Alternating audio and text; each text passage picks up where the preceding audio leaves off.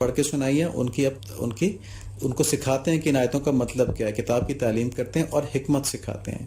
ان 4 کاموں سے پہلے یہ لوگ سری گمراہی کے اندر تھے۔ یہاں پہ یہ بات نوٹ کر لیں، اس کو آگے دوبارہ ریپیٹ کریں گے انشاءاللہ ہم۔ اب دیکھیں ان آیات کے اندر ایک فرمایا کہ یتلو علیہم آیاتہ، کہ آپ صلی اللہ علیہ وآلہ وسلم لوگوں کو قرآن کریم کی آیات پڑھ کر سناتے ہیں، اور دوسرا یعلمہم الکتاب، کہ لوگوں کو قرآن کریم کی تعلیم بھی دیتے ہیں۔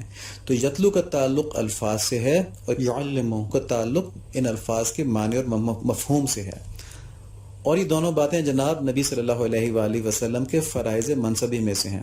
اس لیے ایسا نہیں ہوا کہ نبی صلی اللہ علیہ وآلہ وسلم نے فقط قرآن کریم جو ہے وہ امت کے حوالے کر دیا ہو، بلکہ آپ نے ان الفاظ کے ساتھ، ان کو پڑھ کر سنانے کے ساتھ مسلسل 23 برس تک ان احکامات کی عملی تعلیم دی، یعنی اپنے الفاظ کے ذریعے، اپنے اعمال کے ذریعے۔ اور یہی تعلیم جو ہے یہ سنت نبوی ہے، جو قرآن کریم کی صرف تشریح اور بیان ہی نہیں بلکہ اس پر ایمان کی بنیاد بھی ہے، کیونکہ سنت اور حدیث پر ایمان لائے بغیر قرآن کریم پر ایمان لانا ممکن ہی نہیں ہے۔ دیکھیں قرآن کریم کے بارے میں اگر کوئی یہ کہ سورہ کوثر جو قرآن شریف کا حصہ نہیں ہے، تو کس طرح ثابت کریں گے قرآن شریف کا حصہ ہے؟ کیا کہیں گے؟ یہی کہیں گے تو اللہ کے نبی صلی اللہ علیہ وآلہ وسلم نے فرمایا کہ سورہ کوثر جو ہے یہ قرآن شریف کا حصہ ہے۔ تو نبی صلی اللہ علیہ وآلہ وسلم کے قول کے بغیر تو ہم قرآن شریف کو ثابت نہیں کر سکتے۔ تو نبی صلی اللہ علیہ وآلہ وسلم کا قول کیا ہے؟ حدیث ہے۔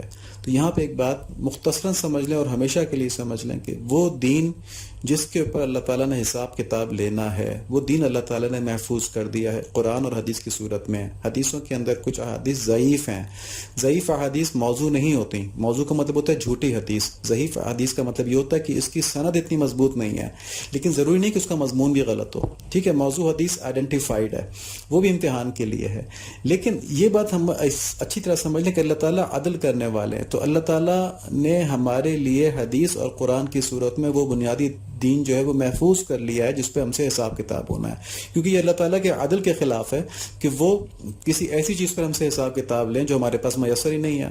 مطلب نبی صلی اللہ علیہ وآلہ وسلم قرآن شریف لے کے آئے، اس کی معنی تعلیم فرمائے، اور اس کے بعد نعوذ باللہ وہ معنی جو تھے وہ ختم ہو گئے صحابہ کرام کے ساتھ، تو اب ہم سے تھوڑی حساب ہوگا اس کا، کہ جب ہمارے پاس معنی نہیں پہنچا تو حساب کیسے ہوگا؟ تو اس کا مطلب یہ کہ معنی ہم تک پہنچے گا۔ ہم نے صرف یہ کرنا ہے کہ اللہ تعالیٰ سے دعا مانگنی ہے کہ یا اللہ ہم کو صحیح راستے پہ پہنچا دیں، صحیح جگہ پہ ہمارے دل کو مطمئن فرما دیں۔ لیکن یہاں تو یہ بات بڑی لاجیکلی کلیئر ہو گئی نا کہ نبی صلی اللہ علیہ وآلہ وسلم کے ذمہ کتاب اللہ کی آیتیں بتانا بھی تھا اور اس کے معنی بتلانا بھی تھا، اور پھر یہ اچھی طرح سمجھ لیں یہاں پہ ان دونوں آیتوں میں کہا گیا کہ اس سے پہلے یہ لوگ کھلی گمراہی میں تھے، یعنی جو ان 4 جو نبوت کے کام ہیں ان میں سے کسی کو بھی نگیٹ کرے گا تو وہ کھلی گمراہی میں چلا جائے گا، ٹھیک ہے۔ ان 4 میں سے کسی کو بھی نگیٹ کرے گا تو کھلی گمراہی میں چلا جائے گا۔ تو سنت نبی صلی اللہ علیہ وآلہ وسلم ان 4 کو احاطہ کرتی ہے، ان 4 کا نا۔ تو بس یہی بات کہنی تھی کہ آپ نے اگر دین کے سنہری ڈھال کیا چیز ہے، سنہری ڈھال جو ہے وہ نبی صلی اللہ علیہ وآلہ وسلم کی زندگی ہے۔ اس کو مزید دیکھتے ہیں ابھی انشاءاللہ، اور اس کے اوپر مزید دلائل بھی دیکھتے ہیں۔ دیکھیں تمام کی تمام احادیث کو غیر محفوظ کہنے والا در حقیقت قرآن کو غیر محفوظ کہتا ہے، کیونکہ قرآن نے ہی نبی صلی اللہ علیہ وآلہ وسلم کی زندگی کو بہترین نمونہ قرار دیا ہے۔ تو اگر وہ زندگی محفوظ نہیں ہے، تمام کی تمام احادیث جو ہیں وہ غیر محفوظ ہیں، تو پھر قرآن شریف نے جس چیز کو بہترین نمونہ کہا وہ نمونہ تو ختم ہو گیا، وہ تو ہمارے پاس ہے ہی نہیں، تو اب ہمارے حساب کتاب کس چیز سے ہوگا؟ تو جس چیز کو قرآن اسٹینڈرڈ یا معیار بتا رہا ہے وہ غیر محفوظ کیسے ہو سکتا ہے؟ دیکھیں قرآن شریف میں ہے سورہ احزاب کے اندر آیت نمبر 21، لَقَدْ كَانَ لَكُمْ فِي رَسُولِ اللَّهِ أُسْوَةٌ حَسَنَةٌ لِمَنْ كَانَ يَرْجُو اللَّهَ وَالْيَوْمَ الْآخِرَ وَذَكَرَ اللَّهَ كَثِيرًا۔ یقیناً تمہارے لیے رسول اللہ کی زندگی میں عمدہ نمونہ موجود ہے، ہر شخص کے لیے، ہر اس شخص کے لیے جو اللہ تعالیٰ کی اور قیامت کے دن کی توقع رکھتا ہے اور بکثرت یاد الہی میں مصروف رہتا ہے۔ دیکھیں غلطی یہی ہوتی ہے کہ ہم یاد الہی میں مصروف نہیں رہتے، ہم یاد الہی میں کرتے ہی نہیں۔ یاد الہی کیا چیز ہے؟ نماز ہم پڑھتے ہیں، ہمارا دل اللہ تعالیٰ کی طرف لگا ہوتا ہے کہ دھیان اللہ تعالیٰ کی طرف ہوتا ہے۔ یہ ایک مثال کے طور پہ کہہ رہا ہوں، کسی کو اس وقت کرٹیسائز کرنا مقصود نہیں ہے۔ یہ تو وہ کنڈیشن ہے جو عام مسلمانوں کی آج کل ہے کہ ہم میں اول تو نمازی کتنے ہیں، حساب لگا لیں 1% 2%، اور جو نماز پڑھتے ہیں ان کا دھیان کہاں ہوتا ہے؟ مسجد کے اندر کھڑے ہو کے جو نماز پڑھتے ہیں انہیں پتہ ہوتا ہے امام نے کیا قرات کی ہے، یاد ہوتا ہے۔ تو ہوگا، مطلب آپ کہہ سکتے ہیں جی مجھے تو یاد ہوتا ہے، اللہ الحمدللہ، اللہ کا شکر ادا کریں کہ ان جنرل، ٹھیک ہے، ان جنرل یاد ہوتا ہے کہ کتنی رکعتیں ہو گئی ہیں. تو اگر سب کچھ ہو گیا تو یہ یاد ہوتا ہے کہ میں اللہ تعالیٰ کے سامنے کھڑا ہوں، اللہ تعالیٰ سے باتیں کر رہا ہوں، ٹھیک ہے نا. تو یہ تو ہو گیا نماز کے اندر ذکر اللہ، کہ نماز میں اللہ تعالیٰ کتنا یاد ہے. تو نماز سے باہر کتنا اللہ تعالیٰ یاد ہے. جب ہم کو غصہ آتا ہے، جب ہم کاروبار کر رہے ہوتے ہیں، جب دفتر کے اندر بیٹھے ہوتے ہیں، جب رشتہ داروں سے مل رہے ہوتے ہیں، ہمیں اس وقت اللہ تعالیٰ کتنے یاد ہوتے ہیں کہ ہم کوئی ایسا کام نہ کریں جس سے اللہ تعالیٰ ناراض ہوں. تو جب اللہ تعالیٰ یاد نہیں ہوں گے تو یقین مانے شیطان جو ہے وہ ہم کو راہ ہدایت سے ہٹا دیتا ہے. وہ کہتا ہے کہ یہ ساری باتیں جو ہم اب تک سنتے آئے ہیں نا دین کی، یہ بڑی سخت ہیں، ان پہ تو عمل نہیں ہو سکتا. وہ والے مولوی صحیح بات کرتا ہے، وہ کہتا ہے نہیں بس اتنا ہی کرنا ہے. کچھ چیزیں ایسی ہیں جو امت میں ابھی تک متواتر اس کے اوپر سند موجود ہے کہ اس کو کسی نے قبول نہیں کیا کہ وہ حلال ہے. ہم ان کاموں کے اندر ہیں، جیسے کوئی آدمی شراب پیتا ہے، وہ شراب نہیں چھوڑ سکتا، تو وہ اللہ تعالیٰ سے معافی مانگتا رہے، چھوڑنے کی کوشش کرتا رہے. ٹھیک ہے. اب دیکھیں نا، میوزک کے اندر آدمی صبح سے لے کے شام تک گزار دے اور بور نہ ہو، لیکن تلاوت کے لیے وہ 2 صفحے قرآن شریف کے نہ پڑھ سکے. تو بس یہی اس بات کی دلیل ہے کہ دل کس طرف لگا ہوا ہے. اور یقین مانے اگر دل اللہ تعالیٰ کی طرف لگ جائے تو خود پتہ چل جائے گا، دل گواہی دے دے گا کہ کیا چیز حلال ہے کیا حرام ہے. میں اس تفصیل میں اس لیے نہیں جا رہا کہ لوگ سمجھتے ہیں کہ بہت سخت بات کر دی ہے، یہ تو آج کل کے دور میں، آج کل کی زندگی کے اندر ان چیزوں کے بغیر کیسے گزار سکتا، کہاں لکھا ہوا ہے فلاں ٹکا. میں اس پہ کنونسڈ ہوں کہ جو کچھ نبی صلی اللہ علیہ وآلہ وسلم نے فرما دیا وہ ہم تک ویسے ہی پہنچ گیا، اور اس کے اندر ہمیں بحث نہیں کرنی چاہیے اپنے نفس کی وجہ سے. ہاں اللہ تعالیٰ سے معافی مانگنی چاہیے اگر ہم اس کے لفظ کی وجہ، اپنے نفس کی وجہ سے اس کو چھوڑ نہیں پا رہے. چلیں بہرحال اب آگے چلتے ہیں. یہ دوسری آیت ہے سورہ قلم کی، آیت نمبر 4. وَإِنَّكَ لَعَلَىٰ خُلُقٍ عَظِيمٍ، اور بے شک تو بہت بڑے عمدہ اخلاق پر ہے. ٹھیک ہے. تو نبی صلی اللہ علیہ وآلہ وسلم کے نمونہ بنا دیا، سند دے دی کہ وہ بہترین اخلاق کے اوپر ہیں. اور سورہ حشر کے اندر ہے ما افاء اللہ علی رسولہ من اہل القری فللہ وللرسول ولذی القربى والیتامى والمساکین وابن السبیل کی لا یکون دولة بین الاغنیاء منکم وما آتاکم الرسول فخذوه وما نہاکم عنہ فانتہوا واتقوا اللہ ان اللہ شدید العقاب. بستیوں والوں کا جو مال اللہ تعالیٰ تمہارے لڑے بڑے بغیر اپنے رسول کے ہاتھ لگائے وہ اللہ کا ہے اور رسول کا ہے اور قرابت والوں کا ہے اور یتیموں مسکینوں کا اور مسافروں کا ہے، تاکہ تمہارے دولت مندوں کے ہاتھ میں ہی مال گردش کرتا نہ رہ جائے. اور تمہیں جو کچھ رسول دے لے لو، اور جس چیز سے روکے رک جاؤ. اللہ تعالیٰ سے ڈرتے رہا کرو، یقینا اللہ تعالیٰ سخت عذاب والا ہے.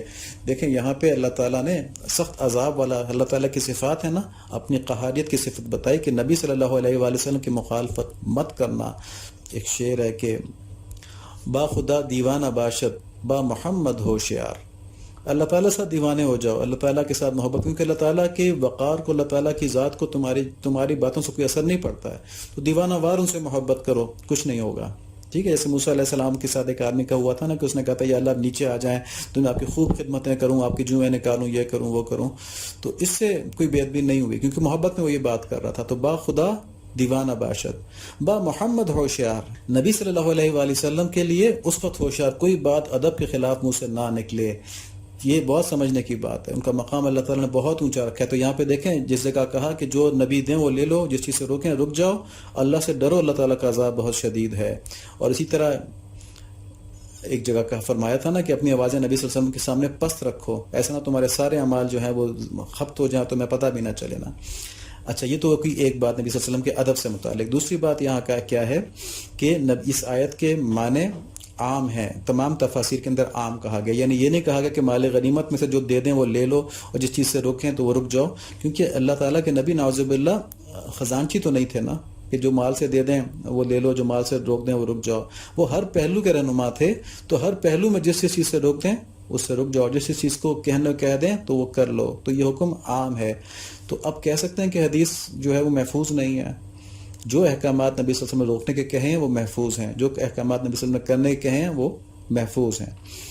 دیکھیں عبداللہ بن مسعود رضی اللہ عنہ کا ارشاد ایک تفسیر قرطبی کے اندر مذکور ہے کہ ایک دفعہ بیت اللہ کا طواف کرتے ہوئے حضرت عبداللہ بن مسعود رضی اللہ عنہ نے ایک مرد کو دیکھا کہ وہ احرام کی 2 چادروں کے ساتھ کوئی سلا ہوا کپڑا بھی پہنے ہوئے تھا. انہوں نے اسے روک کر بتایا کہ مرد کے لیے احرام کی حالت میں سلا ہوا کپڑا پہننا منع ہے. تو اس نے جھٹ سوال کر دیا کہ یہ قرآن کریم میں کہاں لکھا ہوا ہے. اس وقت بھی لوگ تھے نا تو جو کہتے تھے قرآن میں کہاں ہے. تو حضرت عبداللہ بن مسعود رضی اللہ عنہ نے فرمایا کہ ہاں قرآن کریم میں ہے، اور پھر مذکورہ آیت پڑھی، یعنی یہی والی آیت پڑھی کہ جو نبی دیں وہ لے لو اور جس چیز سے روکیں رک جاؤ. اور یہاں پہ پھر یہی دلیل بتائی کہ میرے نبی صلی اللہ علیہ وآلہ وسلم نے کہا ہے کہ مرد کے لیے حالت احرام میں سلا و کپڑا پہننا درست نہیں. تو عبداللہ بن مسعود رضی اللہ تعالیٰ عنہ قرآن شریف کے مفسر تھے، ان صحابہ میں سے تھے جو تفسیر کو بہت جانتے تھے. تو انہوں نے یہاں سے دلیل دے دی کہ جو اللہ تعالیٰ کے نبی نے کہا ہے بس وہی سند ہے. تو یہاں تو خزانے کی بات نہیں، مال غنیمت کی بات نہیں نا، یہاں تو ایک مسئلہ بتایا گیا کہ سلا و کپڑا پہننا حرام ہے. اچھا، اب ہم کچھ احادیث شریف دیکھتے ہیں. ایک مرتبہ چند صحابی حضرت عائشہ صدیقہ رضی اللہ عنہ کے خدمت میں حاضر ہوئے اور عرض کیا کہ اے ام المومنین، حضور صلی اللہ علیہ وآلہ وسلم کے اخلاق اور معمولات بیان فرمائیے. تو حضرت عائشہ صدیقہ رضی اللہ عنہ نے فرمایا کہ تم لوگوں نے قرآن نہیں پڑھا؟ رسول اللہ صلی اللہ علیہ وآلہ وسلم کا اخلاق قرآن تھا، یعنی قرآن کی عملی مینیفیسٹیشن جو تھی وہ تو نبی صلی اللہ علیہ وآلہ وسلم کی زندگی تھی، وہ کیسے محفوظ نہیں ہو سکتی؟ ٹھیک ہے. دوسری حدیث حضرت عبداللہ بن عمر رضی اللہ عنہ بیان فرماتے ہیں کہ میں رسول اللہ صلی اللہ علیہ وآلہ وسلم سے جو کچھ سنتا تھا اسے حفظ کرنے کے ارادے سے لکھ لیتا تھا. تو قریش نے مجھے منع کیا اور کہا کہ تم رسول اللہ صلی اللہ علیہ وآلہ وسلم سے جو بھی سنتے ہو لکھ لیتے ہو.